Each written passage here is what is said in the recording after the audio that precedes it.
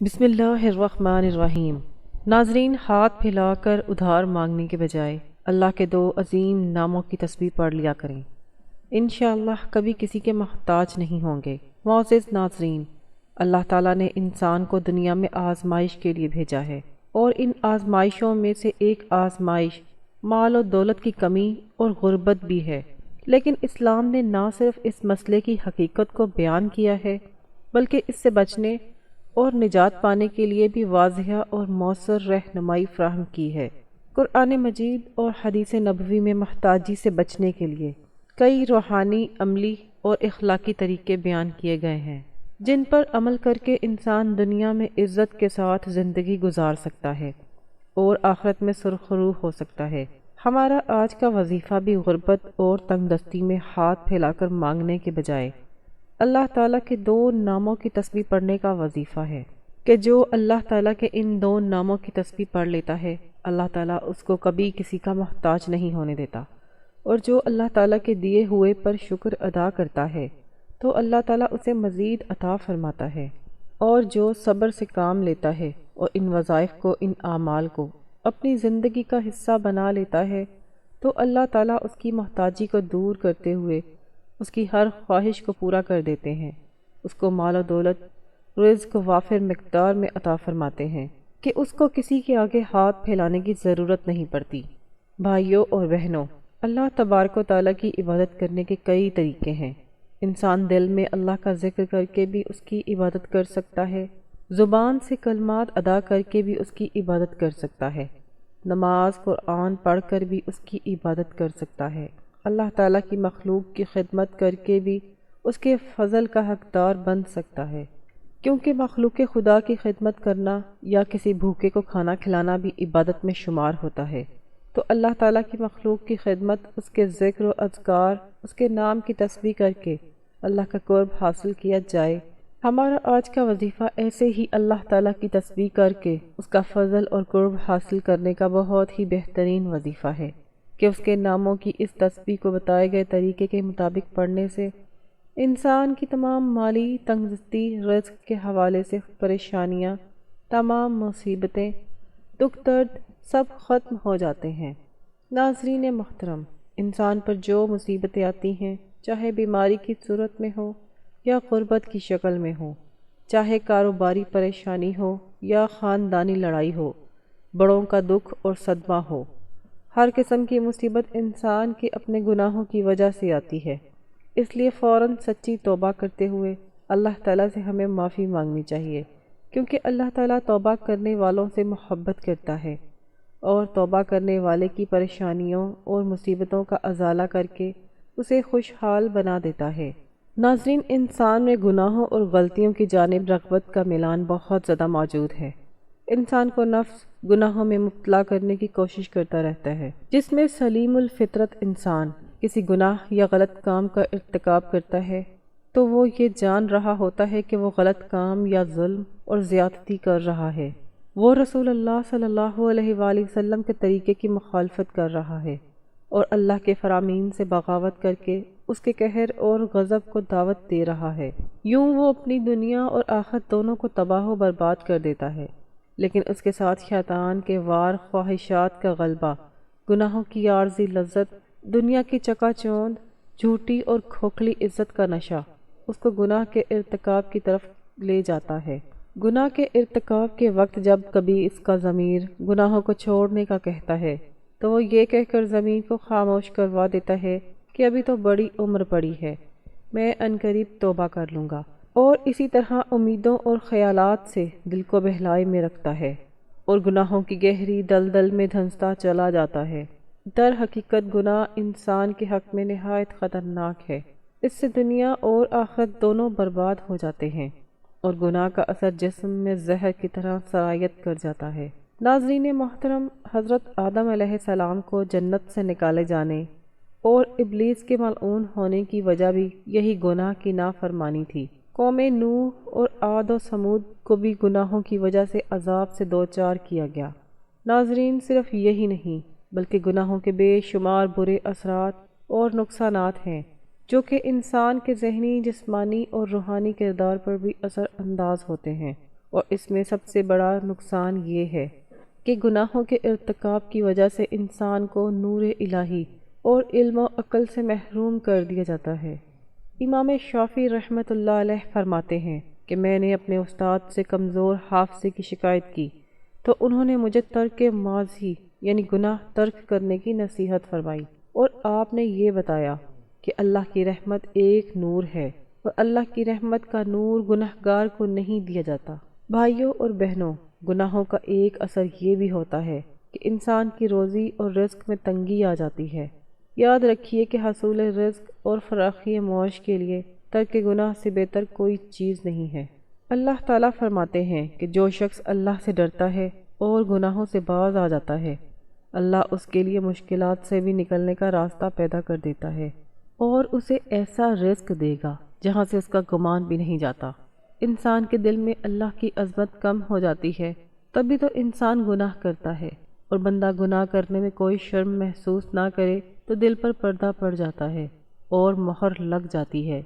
جب انسان اللہ کو بھول جاتا ہے تو اللہ انہیں برباد کر دیتا ہے اور ذلت اور رسوائی ان کا مقدر ہو جاتی ہے۔ ناظرین محترم، اللہ تعالیٰ بڑا بے نیاز ہے جبکہ بندہ ہر لمحہ اس کا محتاج ہے، پھر وہ اللہ کے ذکر سے کیسے غافل رہ سکتا ہے؟ اور اگر غافل رہتا ہے تو یقین کیجئے اپنی جان پر خود ظلم کرتا ہے، کیونکہ اللہ تو اپنے بندے پر کبھی بھی ظلم نہیں کرتا، بلکہ لوگ اپنی جانوں پر خود ظلم کرتے ہیں۔ اس کا حال ایسا ہوتا ہے جیسے اس کے پاس تلوار تو موجود ہو مگر زنگ آلود ہو۔ گناہوں سے دل زنگ آلود اور مفلوج ہو جاتا ہے۔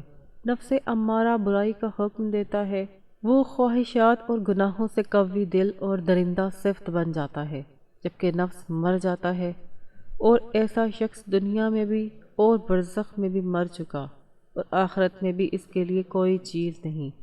اگر وہ اللہ کو یاد کرتا ہے تو دل ساتھ نہیں دیتا، زبان ذکر کرتی ہے تو دل غافل ہو جاتا ہے۔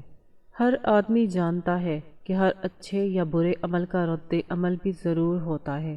دنیا میں پیش آنے والے حالات پر سب سے زیادہ اثر انداز ہونے والی چیز انسان کے اچھے یا برے اعمال ہی ہیں، جن کا براہ راست تعلق اللہ تعالیٰ کی خوشنودی اور ناراضگی سے ہے۔ کسی واقعہ اور حادثے کے طبعی اسباب جنہیں ہم دیکھتے، سنتے اور محسوس کرتے ہیں، وہ کسی اچھے یا برے واقعے کے لیے محض ظاہری سبب کے درجے میں ہیں۔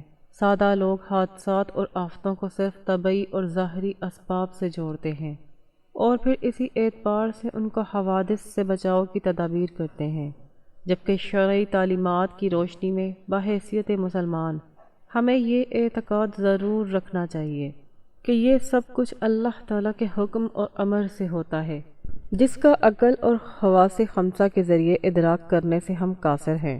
وحی الہی اور انبیاء علیہ الصلاۃ والسلام کے ذریعے اللہ تعالیٰ نے جزا اور سزا کا جو نظام ہمیں سمجھایا ہے وہ ہمیں غیبی نظام کے بارے میں آگاہ کرتا ہے۔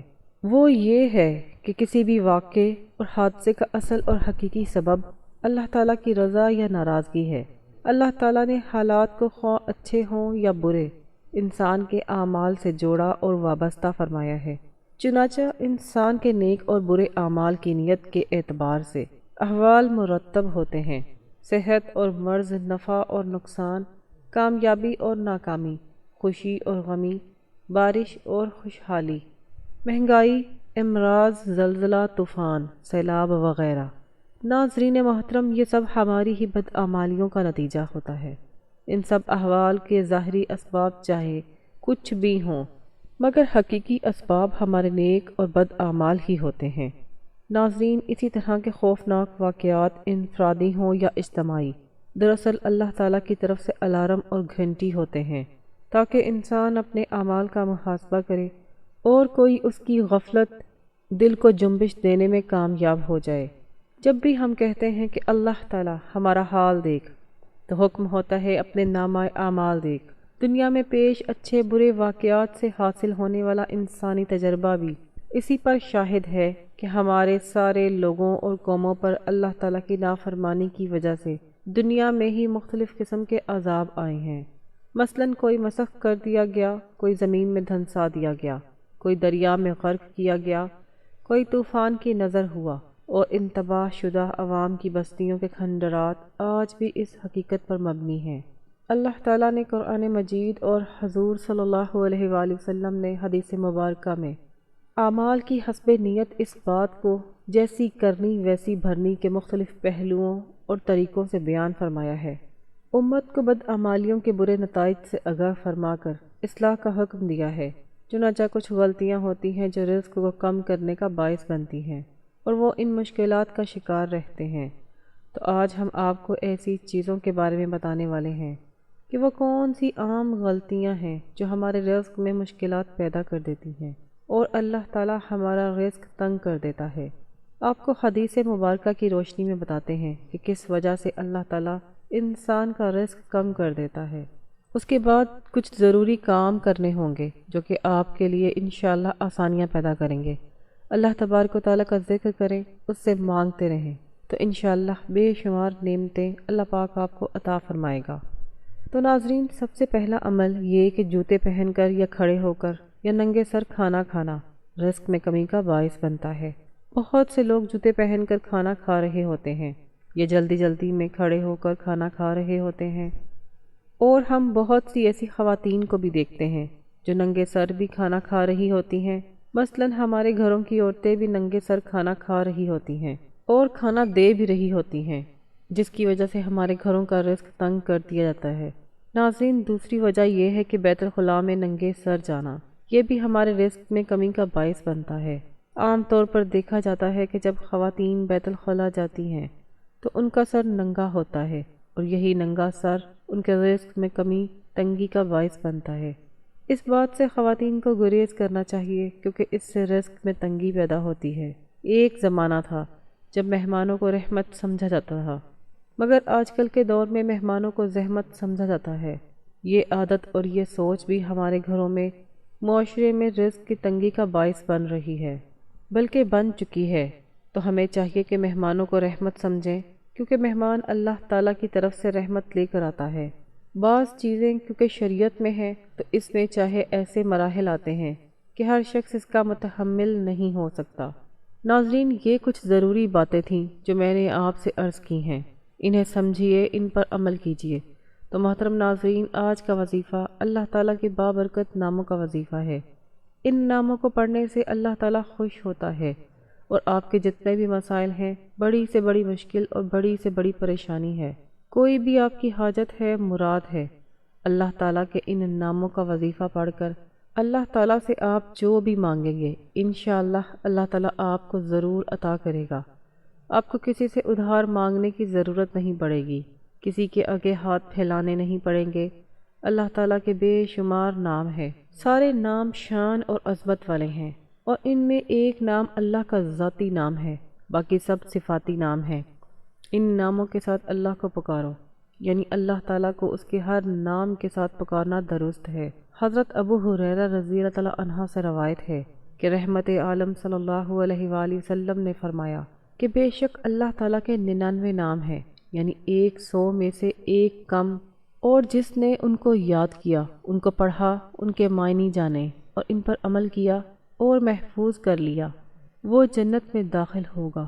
بلا شبہ اللہ رب العزت کی عبادت اور معرفت کا جذبہ اور حوصلہ انسانی فطرت اور طبیعت کا خاص طور پر حصہ ہے، اور یہی وجہ ہے کہ اس دنیا میں انسان نے اپنے خالق اور حقیقی مالک کے وجود کو دیکھا تو نہیں ہے، لیکن اس کے باوجود جب کبھی اس کی زندگی میں کوئی خوشگوار واقعہ پیش آتا ہے تو عموماً جبھی انسانی میں سجدہ شکر مچلنے لگتا ہے اور جی چاہتا ہے کہ اس اندیکھی غیبی ہستی کا شکر ادا کرے۔